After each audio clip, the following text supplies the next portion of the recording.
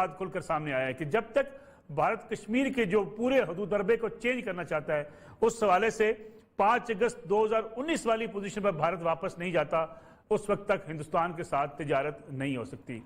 वफाकी काबीना ने यह फैसला किया और उसके बाद ऐलान कर दिया गया कि हिंदुस्तान से न चीनी मंगवाई जाएगी न कॉटन मंगवाई जाएगी। लेकिन इससे पहले हुकूमत पाकिस्तान इस बात का फैसला कर चुकी थी कि हिंदुस्तान से चीनी मंगवाई जा सकती है।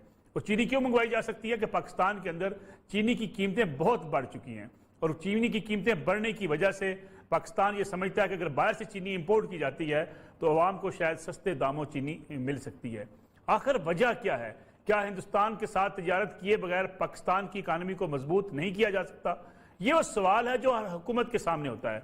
और जो भी हुकूमत आती है खित्ते के अंदर, रीजन के अंदर तिजारत की बात करती है, लेकिन इस हवाले से भी जब पाकिस्तान की चूंकि सिक्योरिटी के हवाले से कुछ मसाइल हैं अपने हमसाया ममालिक के साथ, तो पाकिस्तान अपने मौक़िफ़ पर, अपनी पॉलिसी पर नज़रसानी करता रहता है।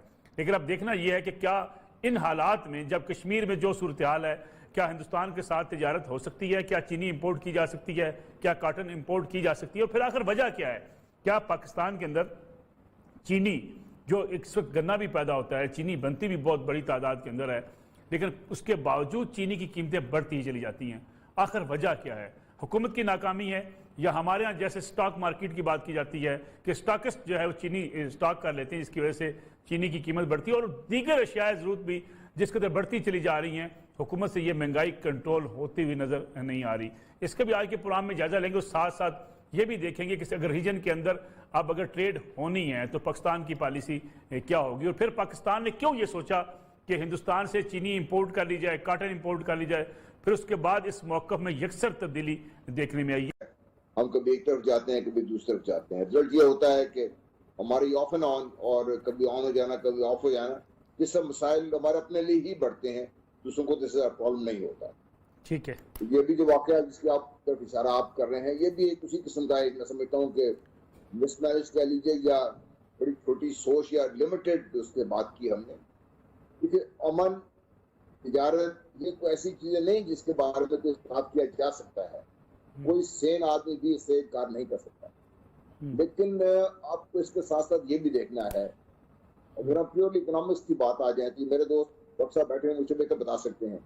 आप भारत की याद कर लें, सब कुछ आप भूल भी जाएं, आप चीनी मंगा लें उनसे, आप उनसे कॉटन मंगा लीजिए, उनसे और चीजें मंगा लीजिए, पाकिस्तान उसके बदले में क्या ट्रेड करेगा उनके साथ? पाकिस्तान को सस्ते दामों मिल जाएंगी। पाकिस्तान के साथ आज जो चीनी का हमारा बहरान है, या हमारे जो कॉटन का बहरान है, या जो हमारे एग्रीकल्चर का जो एक ओवरऑल बहरान है, इसमें काफी हद तक ये जो हमारी इन द पास्ट या अभी भी जो हमारी पॉलिसीज में तो वाजियत नहीं था, तो वाजियत किसी को उसकी वजह से है। तो भारत से हम चीजें तो ले लेते हैं, सस्ती मिल जाती है हमें। अगर वो चीजें आप पाकिस्तान में ले आएंगे तो पाकिस्तान उसके मुकाबले में क्या उनसे ट्रेड कर सकता है? कौन सी ऐसी चीज है जो पाकिस्तान को दे सकता है? तो क्या हम सारी जो कमाई करेंगे वो भारत को फायदा पहुंचाने के लिए कर देंगे?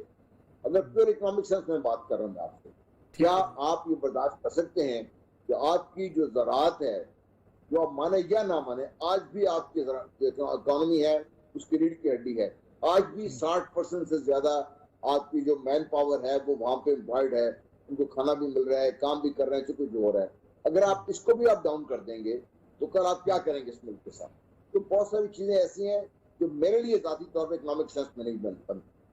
दूसरा, जहां तक भारत का ताल्लुक है, मेरा शुरू से ही ये अंडरस्टैंडिंग रही है और मोदी साहब ने आके उसको और पक्का कर दिया है कि भारत पाकिस्तान को एज पाकिस्तान पसंद नहीं करता। भारत के जारहाना अज़ाइम है, भारत अपने आप से जब से पाकिस्तान के बाद भारत वजूद में आया है उससे लेके आज तक भारत का हदूद बढ़ा है।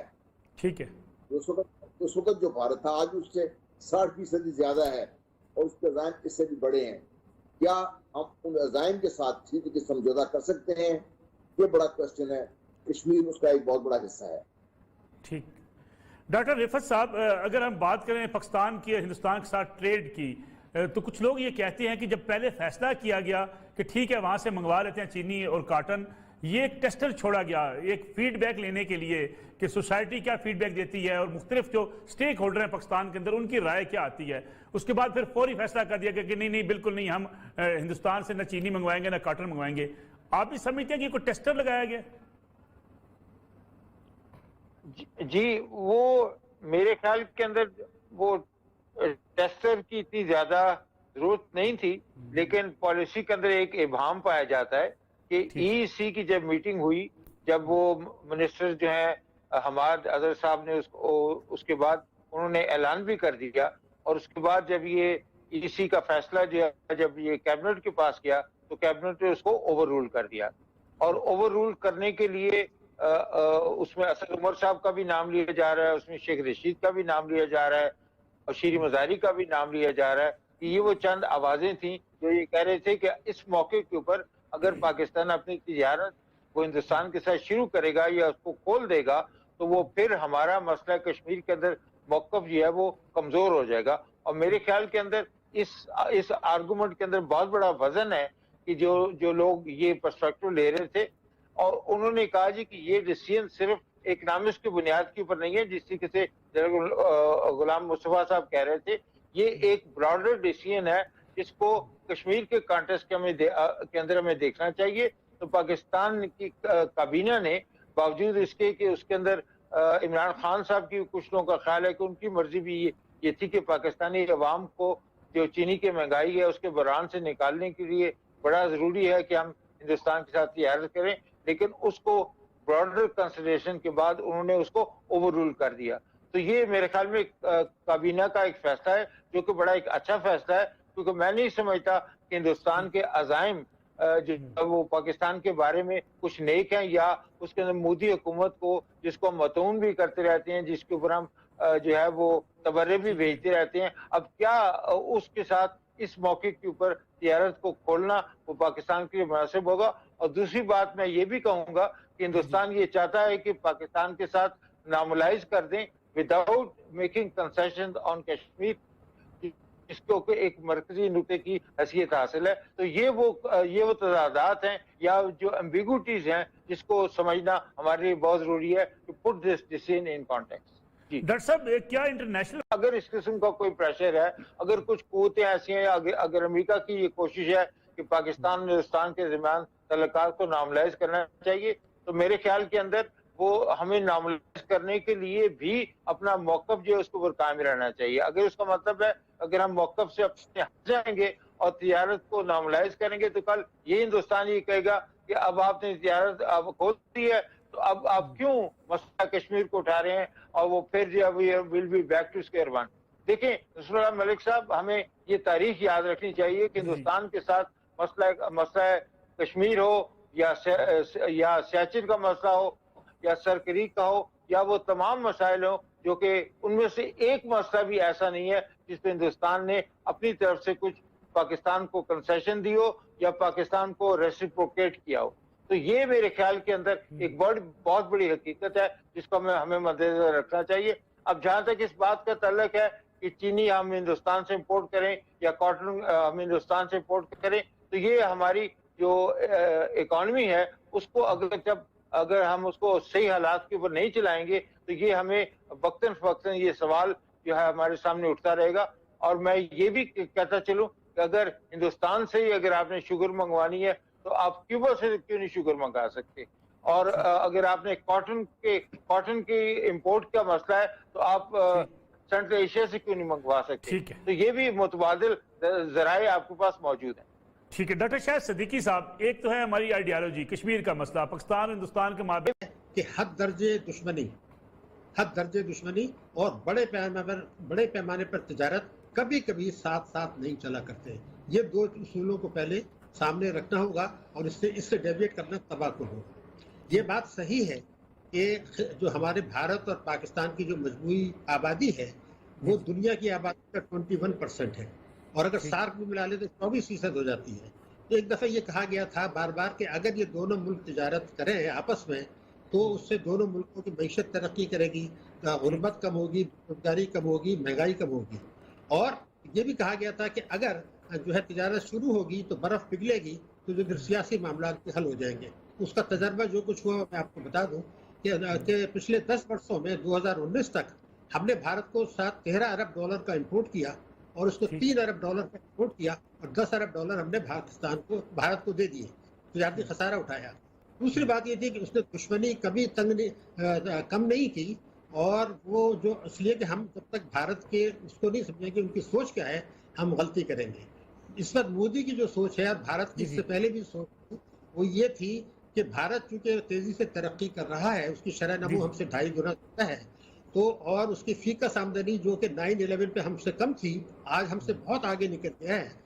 और जब हमारे 9 अरब डॉलर का एक्सपोर्ट होता था तो भारत का 72 अरब डॉलर का एक्सपोर्ट था। आज हम 25 अरब डॉलर पर है, भारत 300 अरब डॉलर पर है। तो दूसरा ये था कि हमारे जो आज रिजर्व्स हैं वो 20 अरब डॉलर के हैं और भारत के 580 बिलियन डॉलर्स के हैं। तो हिंदुस्तान की सोच ये है कि अगर वो पाकिस्तान के साथ दुश्मनी रखता है, पाकिस्तान को दहशतगर्द कहता है, तो उससे पाकिस्तान की मईशत जो है वो कमजोर होगी और वो खत्ते का चौधरी बनने की राह हमवार कर रहा है। और भारत को पता है कि पाकिस्तान दुश्मनी करके उसकी मईशत को तो नुकसान नहीं हो रहा, बल्कि वहाँ गुर्बत और बेरोजगारी और महंगाई बढ़ रही है। तो ये कुर्बानी इसलिए दे रहा है कि जब वो खुदा न खास्ता खित्ते का चौधरी बन जाएगा और पाकिस्तान सिक्योरिटी स्टेट ही बना रहेगा, तो ये उनकी हिकमत अमली सोच बिल्कुल वाज़ेह है। अब जहाँ तक कुछ लोग मिसाल देते हैं चाइना की, देखिए चाइना और भारत की जो ट्रेड है वो पाकिस्तान की मजमूई दुनिया भर से जो ट्रेड है उससे ज्यादा है, 78 बिलियन डॉलर्स, और हमारी तो सारी दुनिया से तजारत 65 है। लेकिन वो ये लोग भूलते हैं कि भारत का जो तजारत है वो 1000 बिलियन डॉलर्स है, तो 7.8% है। अगर हमारा 65 अरब डॉलर की टोटल तजारत है और हमने खुदा न खास्ता भारत के ज्यादा शुरू कर दिया, तो किसी वक्त भी भारत झटका मार के हमारी एक्सपोर्ट रोक देगा। और हमारी एक्सपोर्ट इतनी कम है कि जो मार्केट शिफ्ट कर चुके होंगे वो फिर हमें दोबारा मंडियां लेने में मुश्किल पड़ेगी। तो जो चीज़ बिल्कुल समझनी है कि हद दर्जे दुश्मनी और बड़े पैमाने पर तजारत करना मैं समझता हूँ कि गुनाह है। हाँ, ये जरूरी है कि पाकिस्तान को सिक्योरिटी स्टेट के बजाय अपनी मईशत की तरफ तरक्की करें, अपनी इसलाह करें, अपनी खराबियां दूर करें, टैक्सों की दूसरी। लेकिन मैं समझता हूँ कि इसका ताल्लुक अगर भारत से बड़े पैमाने पर करते हैं तो मईशत सिर्फ नुकसान नहीं होगा, इससे मेरी मुल्क की सलामती के लिए खतरात बढ़ेंगे। और कश्मीरियों के साथ हम ये समझता हूँ कि उनके खून पर नमक छिड़कने की बात होगी। तो ये अपना जहन वाज़ेह कर लें। हमने बहुत देख लिया 10 साल के तहत बढ़ा के, अब बिल्कुल ये फैसला हो जाना चाहिए कि हमें अपना मुफाद देखना है। भारत को पाकिस्तान को नुकसान पहुंचा के अगर उसको कुर्बानी देनी पड़ती है गुर्बत बेरोजगारी की, वो करने के लिए तैयार है। ये बिल्कुल वाज़ेह है मेरे नजर।